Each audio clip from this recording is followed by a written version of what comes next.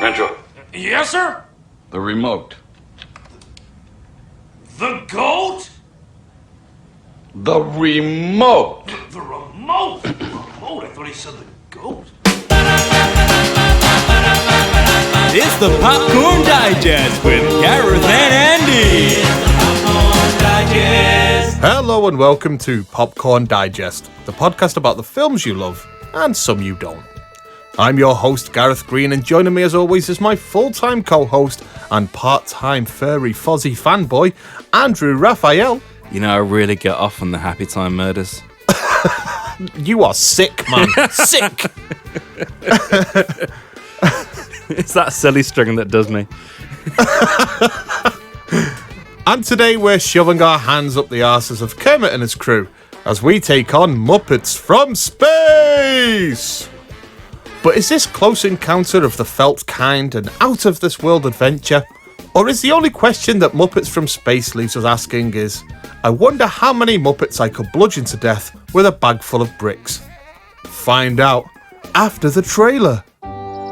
Welcome to a house where the normal routine Good morning, everyone. The raspberry flapovers will be out in a moment. is anything but. The kitchen is closed. The Muppets are back. They all had their place in the world. Except for Gonzo. I've always wondered where I came from, who I am. Hey, Gonzo, don't you think you ought to take a little break? You're starting to freak out the neighbors. Now, he's about to find out he's not alone. I know where I come from! I'm from outer space! You look terrible! No, Vito. I'm just fine. People of Earth, do not be alarmed. Oh, brother. Get ready for alien contact. Vito, come here. My Captain Alphabet is sending me a message. It said, are you there? Are you sure it didn't say, are you nuts? Close encounters. And other shocking moments. La la la la. Wow. I should go change, okay? The mothership is calling me home. The mood is tense. My hair looks great. Let's go get Gonzo. Rescue me and take me in your... I am the alien. This guy's a freak show. Oh, I'm gonna hurl! Columbia Pictures and Jim Henson Pictures Now, who went and put too much gunpowder in the cannon? take you where no Muppet has gone before. This is Miss Piggy with a UFO alien exclusive. What? Hello? This is my story. There he is. Whoa. Celebrate good times, come on. Muppets From Space. No nostrils. How do you smell? Awful. Trust me, I'm his roommate.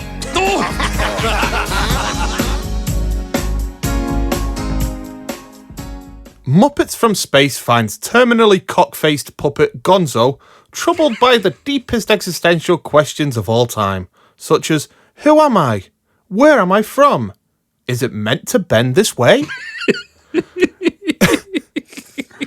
Joining him on his quest to find these answers are all of your favourite felt friends, from Kermit and Miss Piggy to Pepe the Prawn and Andy McDowell.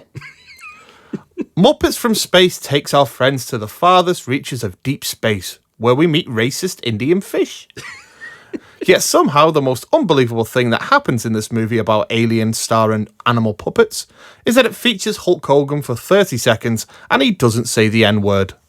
So, Andy, Muppets From Space! This is like firmly one of your choices. Yeah, definitely. So yeah, lay it on us. What brought Muppets From Space to your door? Do you have any past experience with the Muppets? I have a core list of films. That you get off to? Well, no. When we first started doing this podcast, I made a list of all the films that I wanted to do eventually, and I think it runs to over 100 films, I think. And I do keep adding to it from time to time, but this is one of the original ones.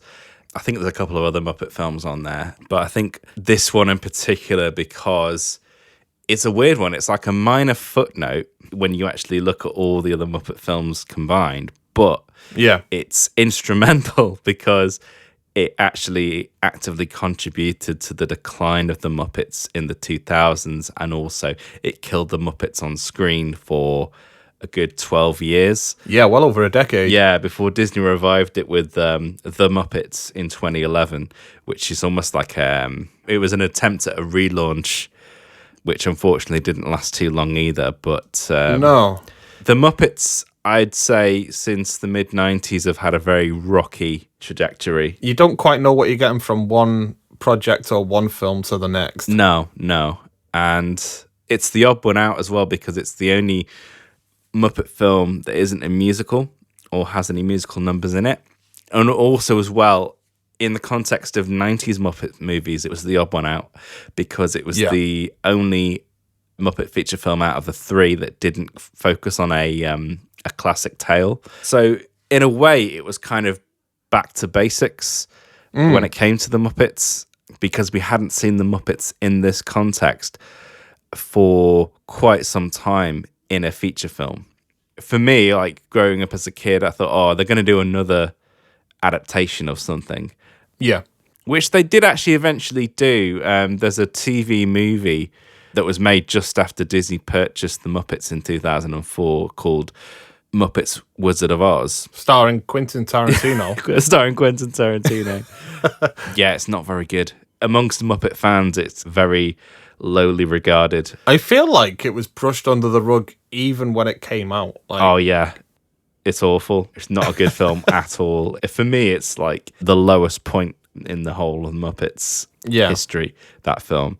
But yeah, from this, it was kind of strange because I was used to seeing Muppet films being released by Disney and they're making a big deal of it. And then all of a sudden, we've got this Muppet film that's not based around a classic tale. It's not been released by Disney, and it's not really been released with any fanfare at the time. I got the feeling that the Muppets weren't getting the kind of attention that they used to get. And that was kind of odd, because back in the day, growing up with these films, I think we've mentioned this before, you get the impression, because you've seen it so many times, that you think, it must be a big hit. Yeah. And Muppet Christmas Carol, especially because it becomes such a Christmas mainstay for so many people, you have the assumption that these films must have made a lot of money at the box office, when that wasn't the case. I think Christmas Carol was a modest success, and Muppet Treasure Island it barely broke even. So yeah, it's not the best time for the Muppets. And a lot of this is obviously down to Jim Henson's death at the start of the 90s. He died on May 16th, 1990, from toxic shock syndrome as a result of viral pneumonia. It was a very sudden thing, and it caught everyone off guard. So, to be honest, the whole of the 90s is the Jim Henson Company trying their best to regroup after this just sudden... Yeah, colossal loss. Yeah, because for me, Jim Henson is to puppetry what Walt Disney was to animation. Oh, of course, yeah. I mean, maybe not quite as successful as Walt Disney in the long term, but he had such a immeasurable influence, I'd say, from the 60s, 70s, 80s, with Sesame Street, The Muppet Show, and then all the other stuff he did in the 80s, which there's a lot of stuff. Of course, yeah. I don't know about you, Gaz, but when I was growing up, Jim Henson was such a household name. Oh, yeah. When it comes to Jim Henson himself, like in my house and within my family, because we were very much into even like the other films such as Labyrinth, and our family was into like Dark Crystal as well, which is a film I've not seen all the way through still even now, but it did scare me when I was younger. Yeah. So you have everything like that. Then you have everything to do with Sesame Street. We watched the Big Bird movie on repeat as well when, we had a videotape of that. And then you have all of the Muppet films. And to us, his name was as big as Walt Disney. Yeah. In our little, circle. And I did as well. I thought all of these films were, huge successes. Yeah. But I will say, in regards to, Muppets from Space in particular, this one is the odd duck, not just in terms of the fact that it's not based on any literary background or it doesn't have any musical numbers or anything like that. it's an odd duck for me because it's the only one of this lot that I haven't actually seen till now. Yeah. At least in one sitting. Yeah. I'd seen plenty of it over the years. I'd seen caught clips here and there. My brother had it on VHS, so I caught odd bits here and there. But this is my first time sitting down and watching it, like really paying attention. Yeah. Yeah. So yeah, it feels like it's filling a little void, a Muppet-shaped void. Yeah, for me, like the Muppets is another keystone of my childhood. It's one of those things that I can't remember first seeing because it's just always been there. And I had a lot of like videos. I think, is it Palace Video? They did some Muppet releases. I think I've got the Muppet movie as a Palace Video. And a couple of their TV specials. I think the Muppets Go to the Movies, which is special they did in the mid-'80s with Dudley Moore and Lily Tomlin. Oh, yeah. I remember wearing the hell out of that. And also, I think a Muppets A Celebration of 30 Years. So I think I got all the films that made up to that point on VHS. And yeah, there was always something on. There was always some sort of Muppet TV special, or I didn't see much of the Muppet Show at the time because it wasn't really available, but I did see quite a lot of it later on. That's what I was going to say. I mean, when it comes to like the background of the Muppets, I will say I still really haven't seen all of the old Muppets films. I haven't seen The Great Muppet Caper, for example. Yeah, really? Yeah. Oh, yeah, I've told one. you this before. Well, it's another one of those. I've not seen it all the way through, but I've seen probably enough of it to say I've seen it, but not all the way through in one sitting, which doesn't really count. So there are still films that I still haven't seen, but there are other things that I had, like as you mentioned, like specials. And we did used to have a VHS with a few Muppet episodes on, like that kind of thing. And that was our introduction to the Muppets growing up as well. It's weird as well to think that after being in people's lives for so long, for these formative years, for decades, in fact, all the way through up until the 90s, we suddenly had this, to allow this gap of like 12 years, really, of like zero. But of like there being nothing really being pushed out to audiences. It feels like, well, you're shooting yourself in the foot by allowing generations to get ahead of the Muppets kind of thing, to grow up in a place where they don't exist. Yeah, I mean, there was quite a few TV movies that were made at that time. There's the... all felt very half-hearted, though. Yeah, there's the Very Merry Christmas Muppet movie, Muppets Wizard of Oz, Muppets Letters to Santa, and it was weird that when Disney eventually bought the Muppets, because it had been a long time coming, because that was the thing that Jim Henson was trying to negotiate at the time of his death. There's a lot of complications that I'll go into in a minute regarding that. And yeah, so it was a long time coming. I mean, they don't own Jim Henson wholesale. They only own the rights to they only own the Muppets and Bear in the Big Blue House. So everything else, Jim Henson is still independent. So it's not like a Pixar deal where they own it lock, stock, and barrel. It's very different to that because it was a pre-Robert Iger deal as well. It was a late Michael Eisner deal. So what's not the same as the kind of acquisitions that the Disney company would be making now. Yeah. But yeah, it was very half-hearted initially. I'm wondering whether that's because of the change in leadership and also the fact that maybe Robert Iger thought that the Muppets weren't as valuable an asset to the company as maybe Eisner did, because of the history in initially trying to get the Muppets sold. There is a real complicated thing. So when Jim Henson died, Disney automatically thought that with his death, the company itself was devalued. So there was a big lawsuit that went on for the rest of 1990. Yeah. And it wasn't settled until the following year.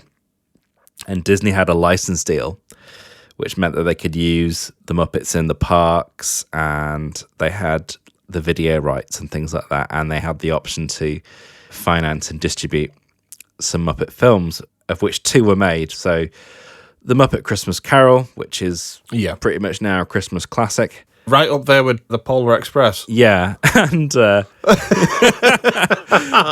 and Muppet Treasure Island. Yeah. Which, to be honest, of the 90s films at that time, when I was a kid seeing them, Muppets Treasure Island was my favourite. Oh, yeah, definitely. Yeah. Me and Jack, my brother, were like pretty much obsessed with that movie. We watched it on repeat. I can't even remember how many times I went to the cinema to see that one as well. I must have seen it at least 3 or 4 times at the cinema.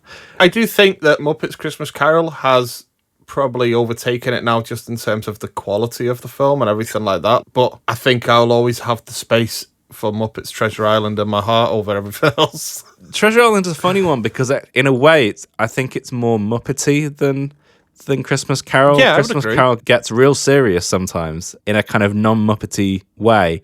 And also I think some of the live action elements slightly overtake the Muppets in that film. So yeah, I think for me, I did prefer Treasure Island at the time because, it's probably a bit more inconsistent, but there are some amazing things in it. Like Fozzie with his little imaginary friend who lives in his finger, Mr. Bimbo, and stuff like that. And Rizzo opening the little cruise tour for all the rats. So there's the rats on the boat having a little cruise. The stuff like that is just magic. My favourite was Dead Tom's Dead. Oh. Dead Tom's always been dead. That's why it's called Dead Tom. And the other one as well, like, it's probably not aged so well, but the indigenous pigs that live on the island. Oh yeah, that's probably not aged very well, actually. No, but also the best line is when they come to ambush the pirates and then Long John Silver shoots them in, and it's like, I see you have boom boom sticks. Bye-bye. So it's probably not aged so well, but it's still pretty funny, to be fair. And also it's Muppets, so you can kind of let it slide a little bit. Not the racist Indian fish. Yeah. Muppets from Space also has Animal in full Jewish garb. Yeah. Going, oi! Shalom! Yeah. But it's interesting that we talk about Muppet Treasure Island because when that was being made, a lot of these dealings which lead to the fact that Muppets from Space was made with Sony, these things were all going on in the background. So I managed to find an article from the LA Times from 1995 when Muppet Treasure Island was being shot. Yeah. And this is when Jim Henson Productions signs a deal with Sony. So it's a bit controversial. And the history of the Henson Company post Jim Henson's death is, I mean, even pre to that, their associations and dealings have never been particularly watertight. But the deal was not shopped around and it was done under Disney's nose. Right. And the reason was because I was trying to work out why did the Muppets suddenly move from Disney to Sony. It didn't make sense at the time, and it still didn't until I read this. But Lisa Henson, who was the eldest daughter, was president of Columbia at the time. Oh, right. So the deal grew a lot of criticism because it was seen as a conflict of interest. Yeah. And also, just prior to that deal, they did a deal with the Children's Television Workshop to make feature films for Sesame Street. So it meant that they had 2 productions on the go at the same time. So they had the Muppets Space Project and Elmo and Grouchland. Yeah. And as is the norm now, I don't think it was that normal back then, but they had a concept for having a Muppet film set around the theme of space, but instead of committing to one script, they had 2 writers writing 2 completely separate scripts. Competing scripts. Yeah. Yeah. One of the scripts was called Muppets in Space, and that was by Kirk Thatcher. And that was more of an actual adventure in space. Yeah. I suppose it would be a bit like Pigs in Space, but with all the Muppets, and they'd be on a big spaceship going through the galaxy, which apparently was quite fun. So they originally were going to go with that, and then apparently the second concept, which I'm not sure whether it was called Muppets From Space, but it was based around UFOs, and it was written by Jerry Jewell, who was a veteran Muppet writer at the time. He'd written for The Muppet Show, and I think he started out in the 60s, and he submitted his version, and they ended up going with that instead of the space adventure, I imagine for budgetary reasons. I was going to say, yeah. Yeah, you can see why one of them won out over the other. Yeah. Although, to be honest, I mean, we are talking about the 90s. It is the era of the Alien Visitation movie. Yeah. And TV show from The X-Files to Independence Day and more. Yeah. So Randall Kleiser was hired as director, who'd most famously directed the 1978 movie version of Grease. And they hired Joseph Mazzarino to redraft Jules' script. Now, I've got a quote from him, which is quite comprehensive when it comes to dealing with the rest of the production of the film. So, the movie was a miserable experience. We were working with the director, Randall Kleiser, who directed Grease, one of my favourite movies. We got the green light. It was Jerry Jules' script, and they asked me to do a pass, and I wrote a very parody-heavy script. We parodied Men in Black, Contact, Alien, and we were very close to shooting. Then I got a panicked call from Henson saying that they were firing Randall. They said, "We don't feel like he's bringing enough vision." I said, "But we got the green light, we're going." So they flew me out to LA to pick a new director, and we picked a director who was a very nice guy, and he did a decent job, but he wanted to get rid of all the parody stuff. He wanted it to be more real. And the ending, I hate the ending. In my draft, the aliens were getting the signal of old Muppet shows, and they made themselves look like Gonzo because he was the ultimate being to them. And then they peel back to reveal themselves to be these hideous creatures. I prefer that. Yeah, and it's not about family being those guys. His family is the Muppets. Of course, so yeah. He's still a whatever. He's not an alien in the end. So the fact that they made him an alien bugged the crap out of me. Anyway, they hired him. He wanted to make all these changes, and I just left.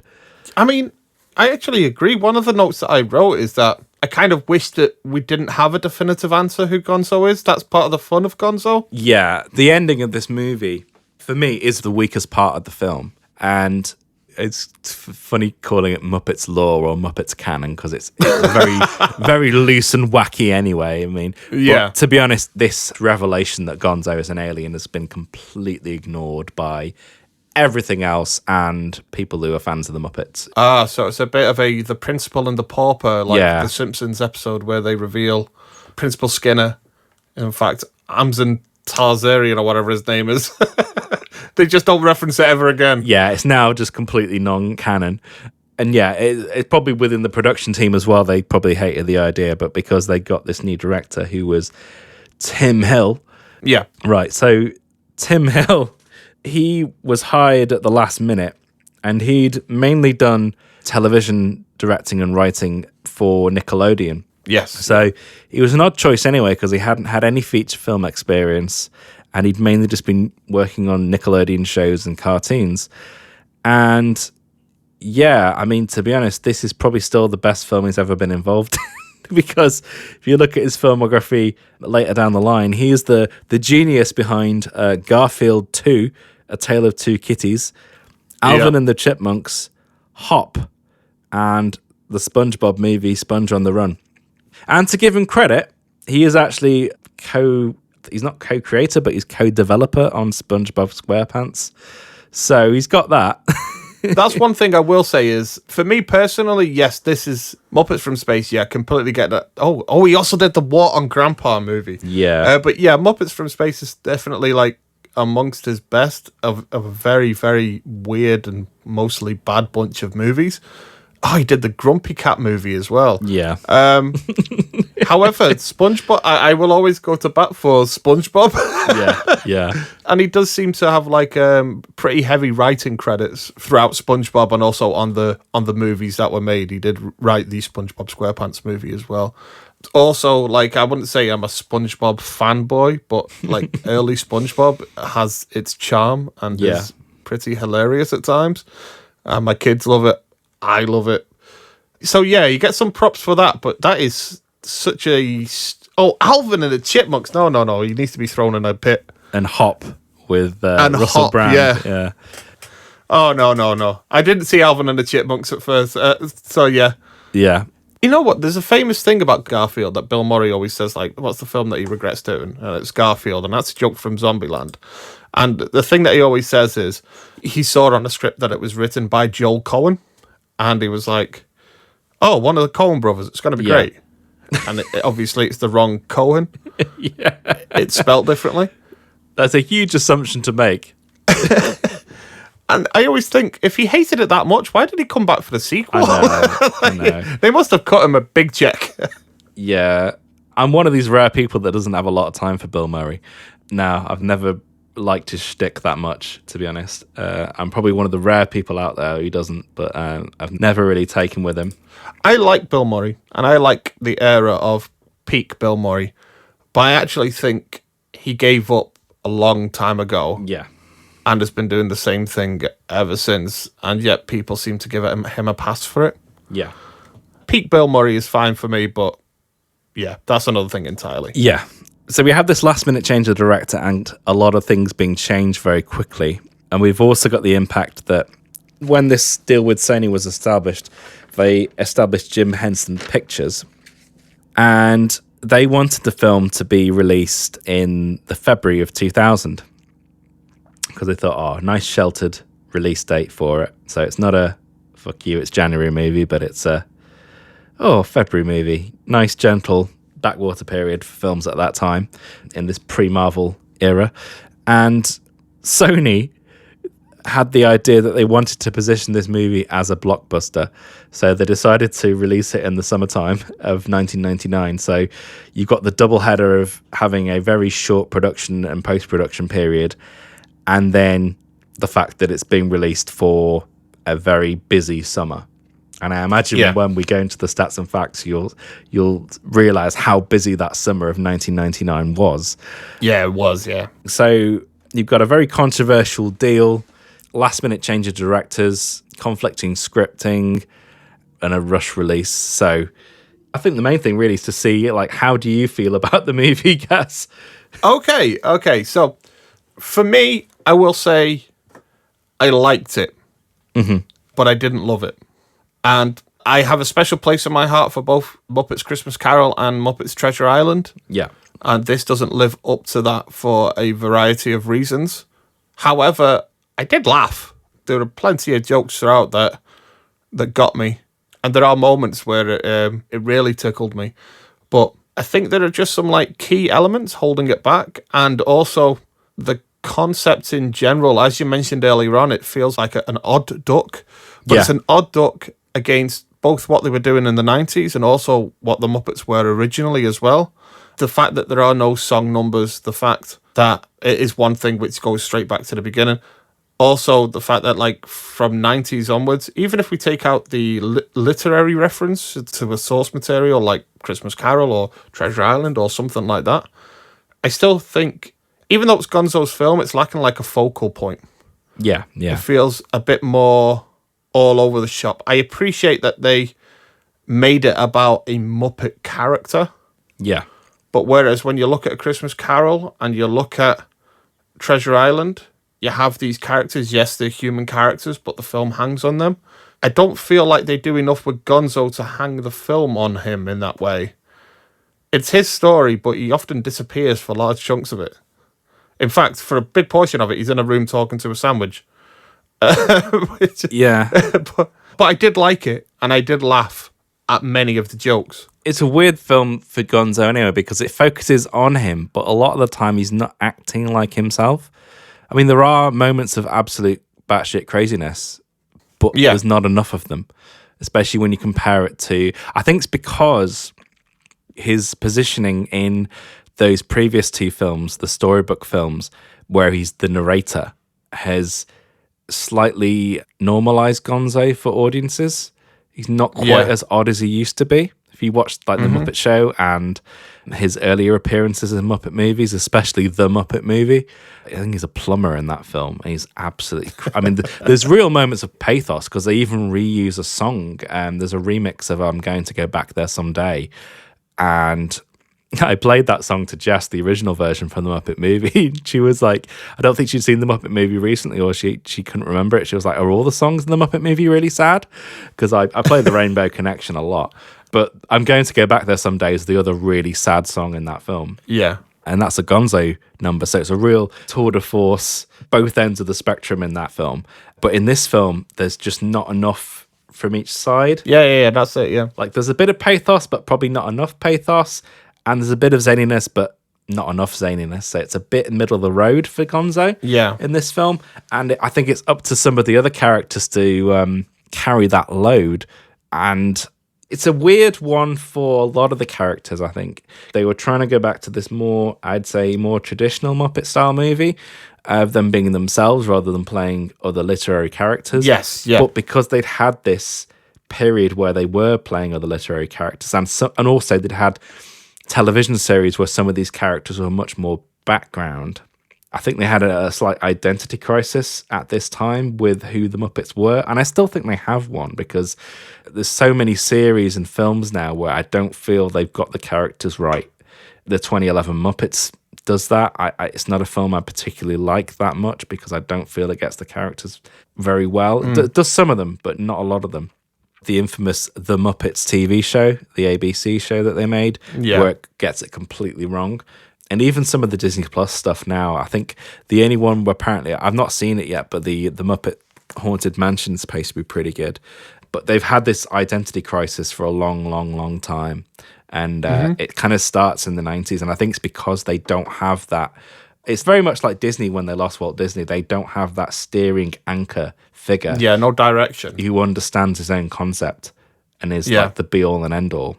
And unfortunately, when you take that away, they're left flailing a little bit. You know, they do try because there are a lot of people still involved at this point who are part of the original Muppets crew. But you can sense that lack of direction in both the story and in the characters, I think. That is it for me. I feel like, and this is tied mostly, as you mentioned earlier, to its budget, I think, as well, in terms of what they can do, that it feels very rooted to what's essentially like 3 different locations. Yeah. This could have been better if it was more, and I know another film has done this, but if it was more of a road movie, if it was like an adventure to a place. And I know that like we have the film Paul, the Simon Pegg and Nick Frost movie about trying to get an alien to a certain place, blah, blah, blah. But I almost feel like this film could have done that before then. Well, it's funny you say that. The Muppet movie is a road movie. So I think that's probably why they didn't do that, because they'd technically already done it. Right. Because, you know, in the Muppet movie, they drive all the way across America. Right. They drive from the swamps in Florida to LA. So, yeah, I don't think they were ever going to do that. But yeah, it does lack structure. And the third act, which is easily the weakest part of the film, exemplifies that, I think.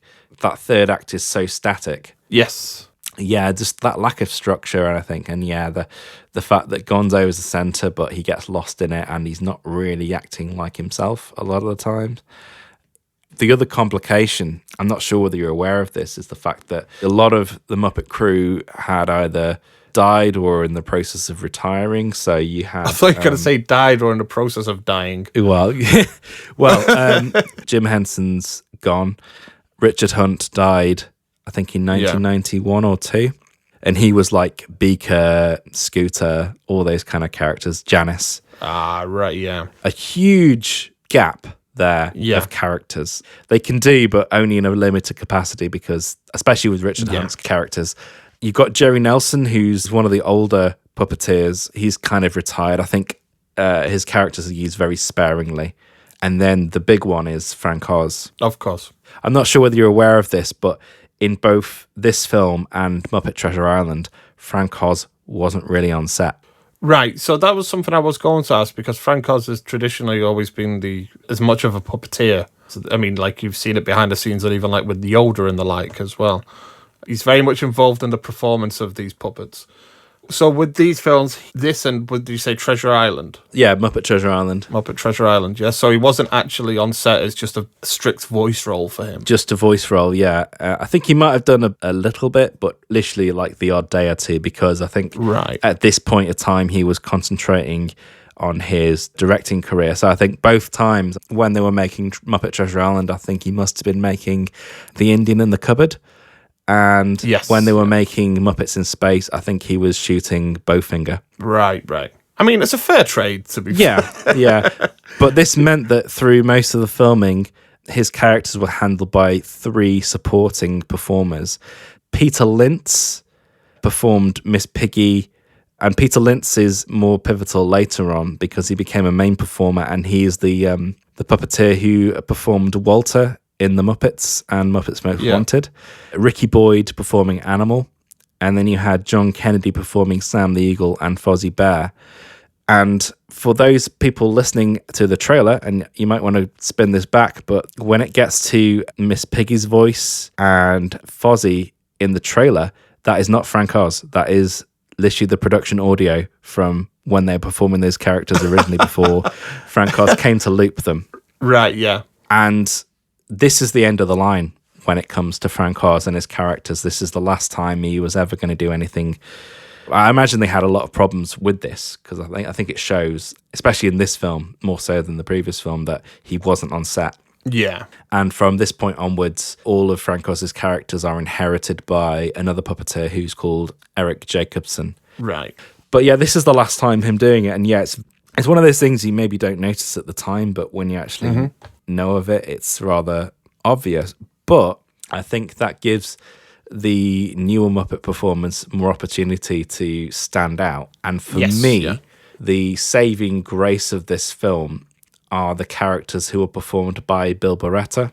Oh, I knew you were going to say that. It's because they're my favourite characters. Yeah, he's kind of the leader of the Muppets now anyway. So his main characters are Bobo the Bear and Pepe the Prawn. Pepe the Prawn. And those two characters save the movie for me.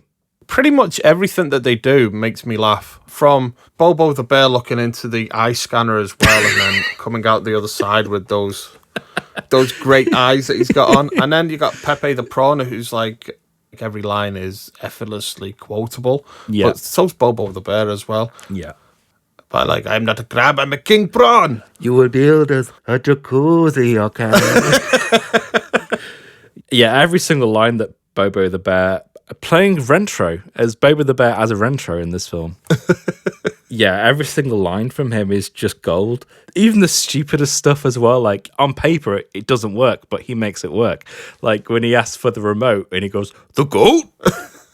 See, you've done that impression many times. Many times. Yeah. Oh, the remote. Oh. And it does. I've always thought it just seems really silly, but it's delivered really, really well. Yeah. And how's that working out for you, sir? Baby steps. Baby steps, sir.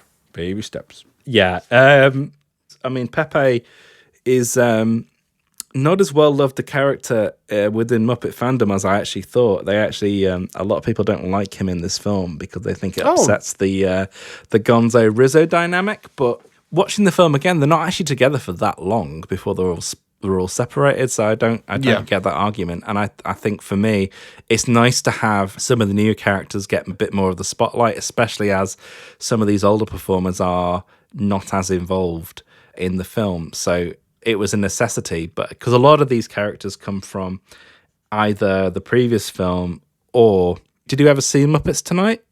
I've seen bits from it, but I didn't watch that one. That was the one that was. I remember really enjoying it. It's one of those classic BBC ones where they show the first few episodes and then they kind of just bail on it. Yeah. So I never saw the rest of the series because they made 22 episodes and I think the BBC only showed 13 of them and then the last two were just shown at a lunchtime. I'm pretty sure that was my wife's introduction to the Muppets because she's a huge Muppets fan as well from this era. And I think this was something that she watched at the time. Yeah, but many of these new characters, like Bobo the Bear, Pepe the Prawn, Johnny Fiamma, and Sal the Monkey, they all came from Muppets Tonight. Right. So there's a bit of reticence when it comes to accepting these characters from like Muppet diehards because they, as there always is, because they're essentially the new blood as well. Yeah, and they're taking some of the spotlight away from the classic characters. But it's one of those things where from the golden oldies. What can you do if you've got Frank Oz who's not able to be there and they haven't got a complete suitable replacement yet? There's not so much you can do with that. No. They are a bit more limited because really you've only got Dave Goltz, who does like Gonzo and Bunsen Honeydew and stuff like that. Steve Whitmire, who does Kermit and Rizzo the Rat. Yeah. And Bill Barretta. And they're the main performers and everyone else is kind of in a supporting role at this point because I'm pretty sure Jerry Nelson leaped his dialogue because I'm sure on the trailer as well he voices the lead alien at the end of the film and on the trailer that is not his voice. So I think again it's the same story as Frank Oz. Right. But I do think those characters shine through for me and I've loved them ever since I first saw this film. Yeah. No, same. And it's weird that you mentioned about Pepe the Prawn because that was always like a fan favourite character for both me and my brother when we were growing up. One thing I did want to like bring the conversation round to as well is something that's kind of expected of a Muppets property is that there are cameos. Yeah. I would say that the cameos in this film are certainly an odd bunch, but they're not to the caliber that you would normally expect from No. our Muppets film. I get that the likes of Andy McDowell and Rob Schneider are like the names at the time, obviously, but they don't feel like particularly prestige even now. No, they hadn't done this for quite some time, really. But when you're comparing it to some of, I'd say the three classic Muppet movies, which are the three movies that involve Jim Henson. You get the Muppet movie, Great Muppet Caper, and Muppets Take Manhattan. Now, the cameos in those are magic, and they have the very highest caliber guest stars. Like you've got Steve Martin, Richard Pryor, Joan Rivers. The list goes on and on and on with those films. You know, even Peter Ustinov makes a very brief cameo, as he states in Great Muppet Caper. The wealth of talent in those cameos in those early films is unprecedented. So when you're presented with some of the cameos in this film, which, includes Rob Schneider, it's a big step down.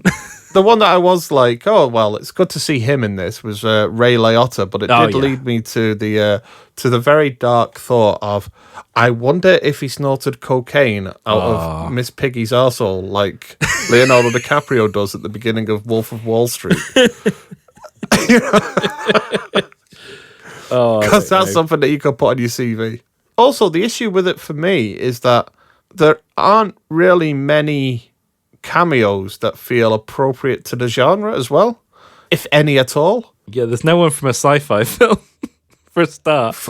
I mean, even at this time, I know as you mentioned before that they're probably more like parody references to Men in Black and this like. But how do you make this film and not have like Will Smith and At the very least, we needed a Rip Torn cameo. Yes, yeah, exactly, yeah.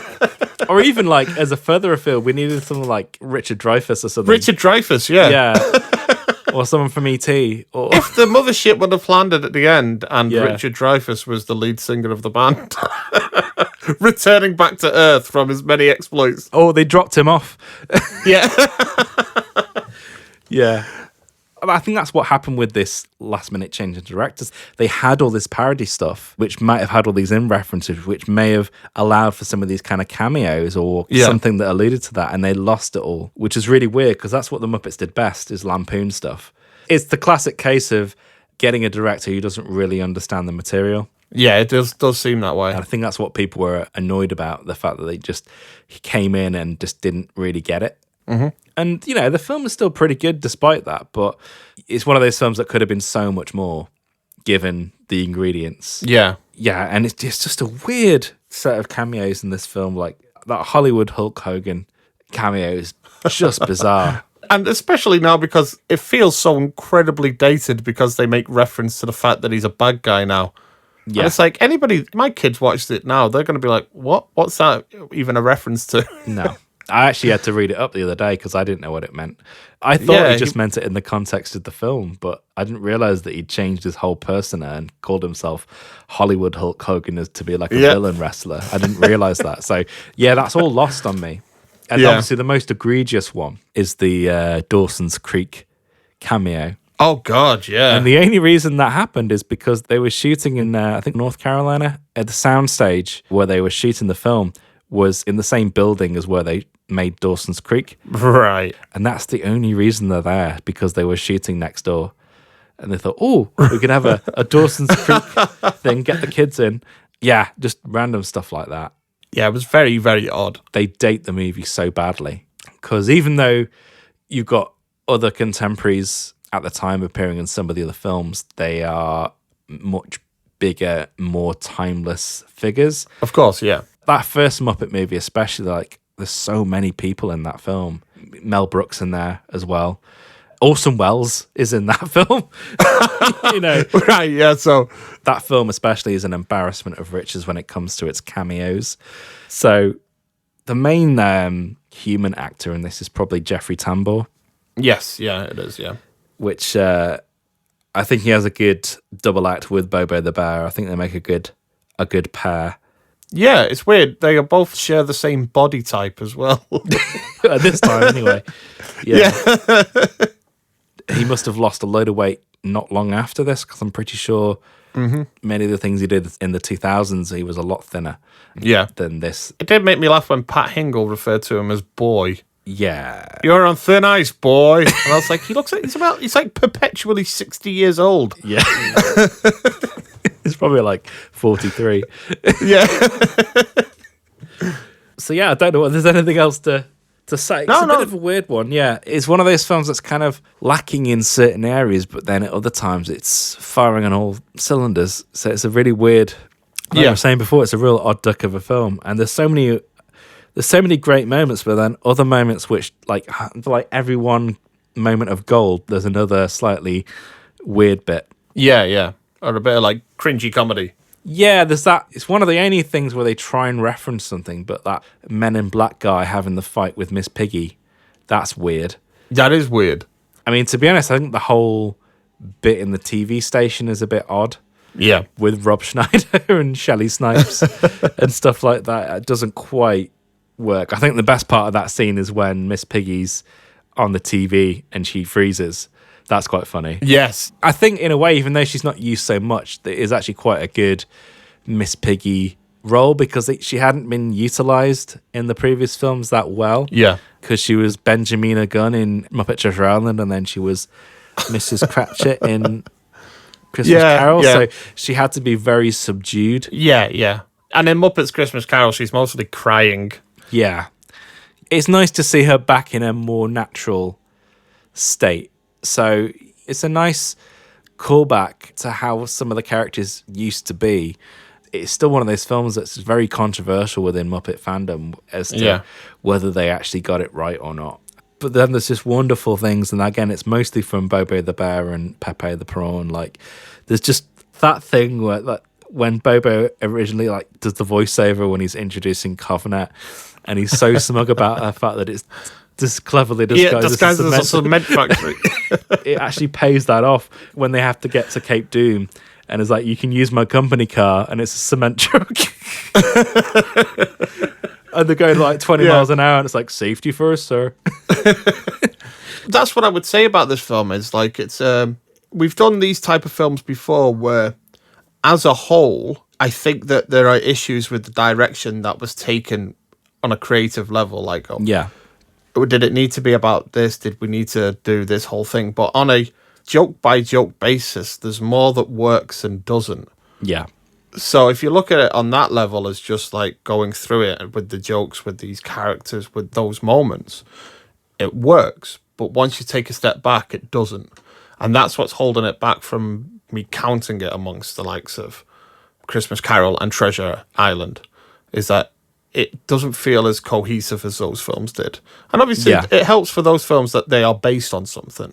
And I appreciate with this that they're getting back to an idea that's more Muppets, more like to the Muppets roots as well, in terms of it's a film about the Muppets, not about something else with Muppets in it. I like that.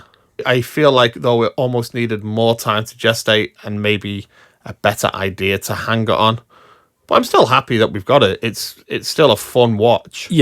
There's plenty of laughs, and if you've got kids, there are jokes in this that they'll just love. And again, for me, I think it works to a point, and then I think it generally does fall apart in that third act, where it just becomes set at the Cape, and then the aliens come, they sing a song, they ask Gonzo to join in, he says no, they leave, they take Ed with them. The end.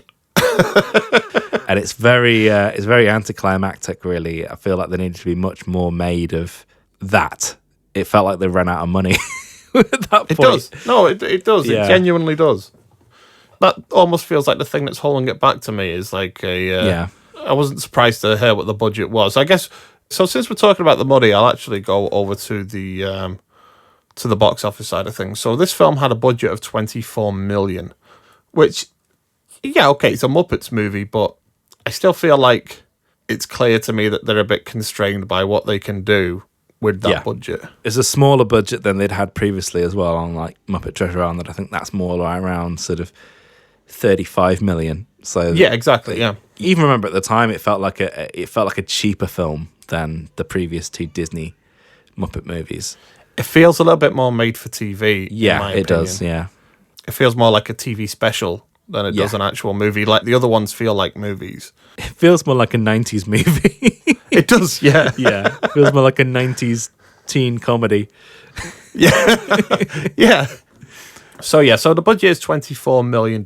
Now, the film opened to $4 million Whoop. at the box office, and it opened to number 10. Yeah. So I'm just going to go... We've already spoken about 1999. It was a packed year. This is like one of the famous years where it was an embarrassment of riches in terms of the films that were released. But let me just go through what was out that weekend, because it's not quite the embarrassment of riches that you come to expect from that year. Yeah. So at number 1, you have Eyes Wide Shut, which is excellent. Number 2 is American Pie. Yep.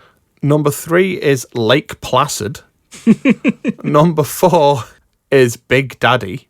Number 5 is Wild Wild West. Number 6 is a film called The Wood. I've not seen that. Never even heard of it. The Wood. It sounds like a sequel to American Pie. Yeah. Number 7 is Disney's Tarzan. Number 8 is Star Wars Episode 1, The Phantom Menace. And number 9 is The General's Daughter. And number 10, obviously, is Muppets from Space. So, I mean, that's not, quality-wise, it's not the best week, but it is still a packed week. There's still a lot out. Yeah. I think a lot of people said at the time that it lost a lot of business to Tarzan. Yeah. Because it's the last Renaissance film. It was the last film for a while to make a significant amount of money from Disney. I mean, in comparison, this made like $16 million domestically overall, and worldwide gross was $22 million. So Yeah. In fact, Tarzan, I think, actually made the most amount of money since The Lion King out of all the Renaissance films. Oh, really? All the films in between hadn't done as well. I think Mulan did pretty well, but Pocahontas, Hunchback, Hercules, they kind of all underperformed. Whereas Tarzan actually made quite a nice chunk of change, and then it just dropped off a cliff after that. So yeah, I think it lost a lot of business, and yeah, just the very idea of trying to have a Muppet film, or at least this Muppet film, compete with the summer crowd was just bizarre. Like, if they wanted to position it as a blockbuster, they should have given it the resources and the time that a blockbuster needs. Of course. Like, they basically should have given it the treatment that Disney later gave to the Muppets, because that was given the royal treatment at the time. So yeah, it was just a bad movie management in a way.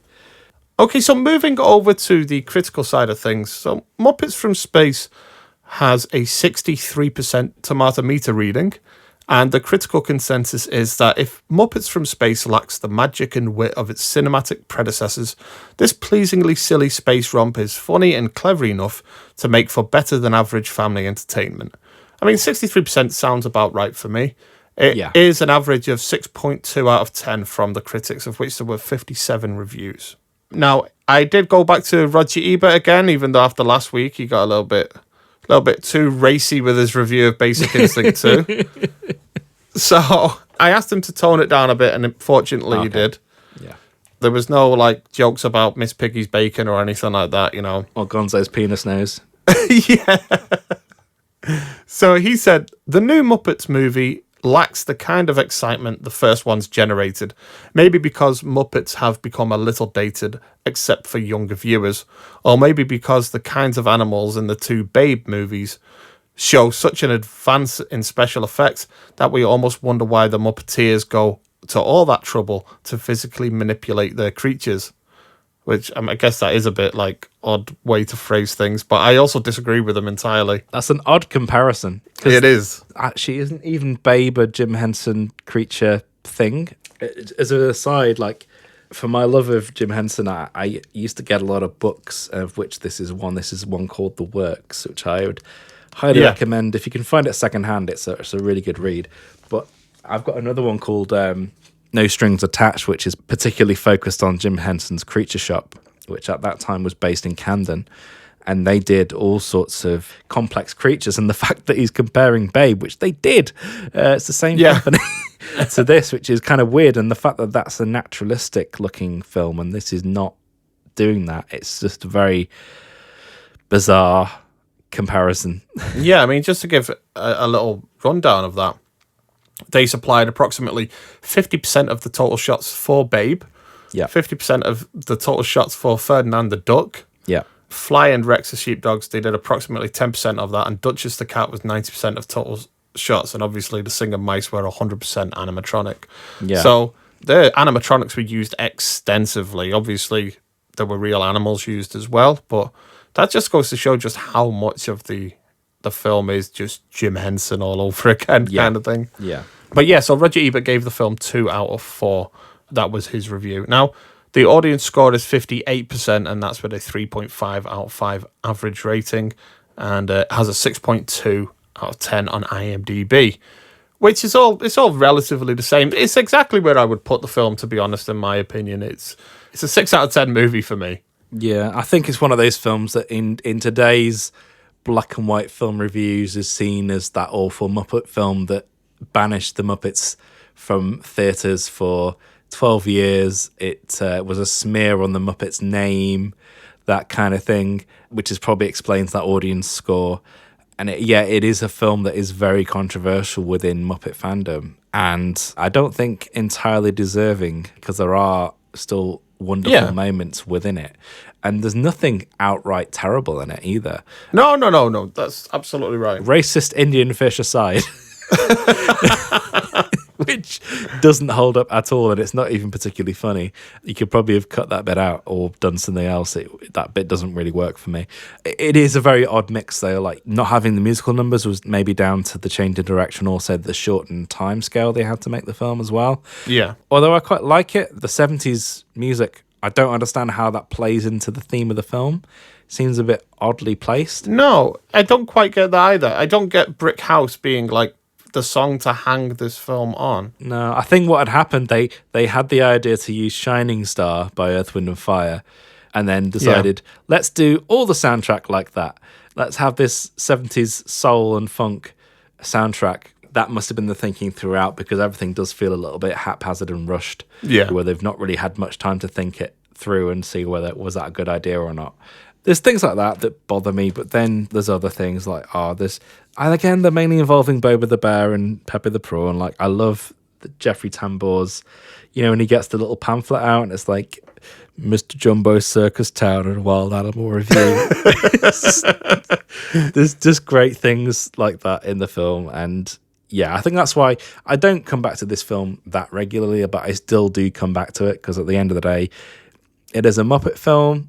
And it's still part of the, I'd say, un-Disneyfied Muppets. Yes, yeah. That were around at the time. Because, again, I don't get along with... I still haven't actually seen Muppets Most Wanted, which is weird that I haven't seen it. I've got it. Never watched it. I've heard so many mixed things about it that it stops appealing to me. Yeah, and I think it's because it's got Ricky Gervais in it, and I'm not a massive Ricky Gervais fan. Yeah, same. And also because it's not a bad film by any means, but I didn't respond that well to the Muppets in the 2011 film. It didn't do an awful lot for me. I didn't like the idea of depressed Kermit and stuff like that. It just didn't work for me as much as it should have done. But I do like the Muppets. I like the Muppets quite a lot, but I also don't have, like you say, there's still many Muppets films, many classic era Muppets films I haven't seen. Yeah, I would definitely highly recommend watching those original 3 Muppets films. They're shooting to the top of my list. Those 3 Muppet films, and it's annoying that you can't get it, but Follow That Bird, I think you mentioned it before, The Big Bird, Sesame Street I've seen Follow That Bird, yeah. That's great as well. I think that's got 90% on Rotten Tomatoes, that Follow That Bird. It's a classic. It is great. That was one of the ones that we had on VHS growing up. That one I think I remember just renting a lot. I never owned it, but I rented it, and multiple times. Yeah. To be honest, I think I had it taped off TV because it had adverts. Yes. That was a 90s thing, wasn't it? Yeah. To do that, tape it off the telly. Yeah. And just one last thing, because like I said, because this film was so basically dead on arrival, this film, they yanked it out of the cinemas rather quickly, and it was on video within 3 months, which is incredibly quick at the time, because apparently it takes a lot longer to make videos than it does DVDs. So that's why there used to be a much longer gap between theatrical and home release, because it took longer to make the videos. As somebody said, I actually had the feeling that they thought this was going to be a turkey before it came out and had the videos ready. So I think Sony, I don't know why they just didn't delay it and get it released in February. It might have made more money for them, because maybe they just thought, we'll see how much it does and then we'll get it on video. It'll probably make more on video than it will do in the theatres. So maybe they just thought it cut their losses kind of thing. And it's just a really odd thing considering how they acquired the Muppets and then what they did with them. Yeah, it is. Elmo and Grouchland didn't do so well either, and that was released in the same year. And from Muppets' point of view now, it's just an odd little chapter within the Muppet story that they moved to Sony for a very brief period of time, and then they got sold to I think EMT or something. They got sold to a company. Yeah. They got sold for quite a lot of money, like $648 million. And then I think they tried to find a buyer, and then the Henson family ended up buying it back for $84 million. So oh my God, it devalued by $600 million or something like that. But maybe the Henson family made quite a lot of profit on that because they sold it for a lot and then bought it back for cheap. Yeah. Anyway, and then they sold the Muppets to Disney, and that's another story entirely. So yeah, this is just a weird little footnote in the history of the Muppets. Yeah, it is. It's also, like, as we mentioned, if it comes down to the fact of recommending it or not, I still would absolutely recommend it, even though I have reservations with it. I would still say it's a film that's absolutely well worth watching. Yeah, still a lot of fun. And that's all we have time for on the latest episode of our show.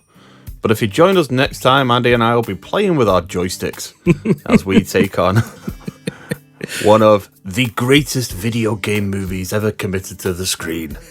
That's right, we're taking on Paul W.S. Anderson's Resident Evil 1. Yeah, the first one. Yeah. But until then, I've been Gareth. And I'm going to put something sexy on and slip into the jacuzzi, okay? Thanks for listening. And yet so far away, I'm going to go back there someday. Sun rises, night falls. Sometimes the sky calls.